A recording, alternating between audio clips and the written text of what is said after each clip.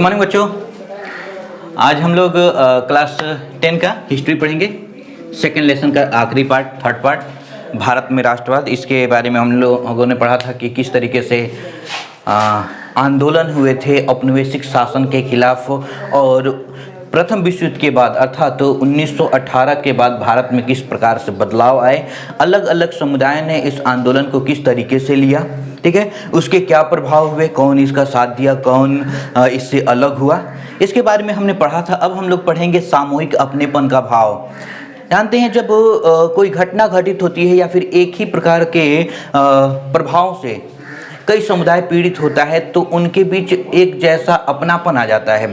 जैसे अगर एक एग्जाम्पल के तौर पर लें, किसी प्रकार की कोई समस्या मेरे सामने है और वैसी ही समस्या कोई और फेस कर रहा है और हम दोनों लोग एक साथ मिलते हैं तो एक दूसरे के प्रति सहानुभूति उत्पन्न होती है और हम एक साथ मिलकर उस समस्या का समाधान ढूंढने का काम करते हैं। और यही हुआ था उस असहयोग आंदोलन के दौरान। अलग अलग समुदाय के जो हिस्से थे वो अंग्रेजी शासन के द्वारा काफ़ी हद तक प्रताड़ित किए गए थे, उनके साथ बुरा व्यवहार किया गया था, इसलिए उन्होंने एक दूसरे का साथ देना शुरू किया।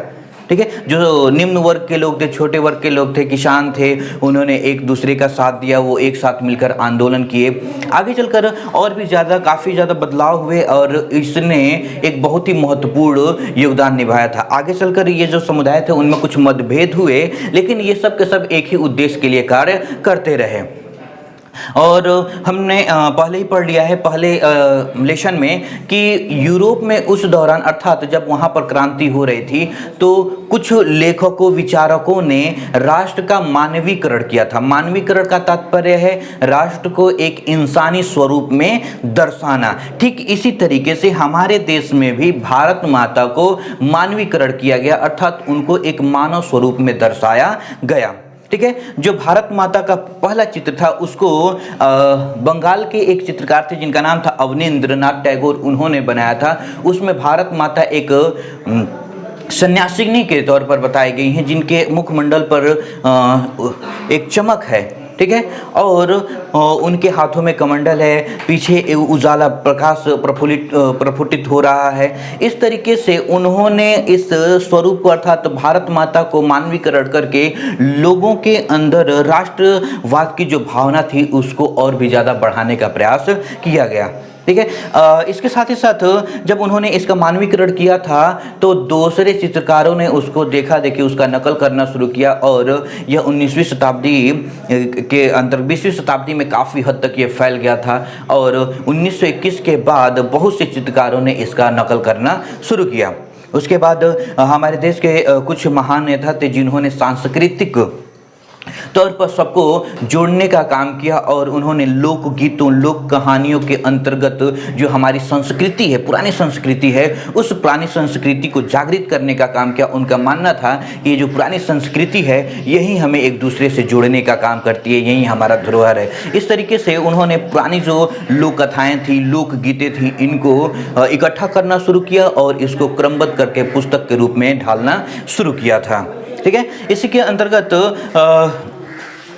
1921 के दौरान जब आंदोलन हो रहे थे उसी दौरान एक तिरंगे झंडे का स्वरूप बनाया गया था जिसके बीच में कमल था और उस कमल के बीच में 8 कमल के फूल थे जो अलग अलग समुदाय का प्रतिनिधित्व करते थे। ठीक है, और बीच में चांद और तारा था जो हिंदू मुसलमान का प्रतीक हुआ करता था। लेकिन उसके बावजूद आगे चलकर एक और तिरंगे या 3 रंग का ही झंडा बनाया गया जिसके बीच में चरखा था जो हमारे देश के सूत का और प्रगति का प्रतीक हुआ करता था। इस तरीके से उस समय काफ़ी ज़्यादा बदलाव हुए थे। आंदोलन के दौरान झंडे बनाए गए थे और हमारे देश का मानवीकरण किया गया था। इन सबको हम देखते हुए अगर चलें तो निष्कर्ष यही निकलता है कि औपनिवेशिक शासन के दौरान हमारे देश के जो अलग अलग समुदाय के लोग थे उन पर काफ़ी हद तक प्रताड़ित किया गया था, उन्हें अलग अलग तरीके से परेशान करने का काम किया गया था और ये सब के सब विशेषतः जो निचले तबके थे वो काफ़ी ज़्यादा इससे प्रभावित हुए थे और आंदोलन में इन्होंने भाग लिया और अलग अलग समुदाय ने इस आंदोलन को अपने हिसाब से लिया था।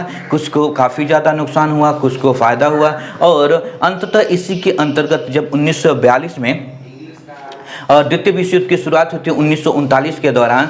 तब एक आंदोलन हमारे देश में छोड़ा गया था जिसे भारत छोड़ो आंदोलन के नाम से जाना जाता है। इसको 1942 में महात्मा गांधी ने शुरू किया था और उसी दौरान उन्होंने करो या मरो का नारा दिया था। उन्होंने कहा था कि अब हमें अपने देश को पूरी तरह स्वतंत्र कराना है, इसके लिए चाहे जो भी करना पड़े, जान भी देनी पड़े तो हम लोग देंगे, लेकिन अपने देश को तुरंत आज़ाद कराएंगे, अंग्रेज़ों को हमारे देश को तुरंत छोड़कर जाना पड़ेगा।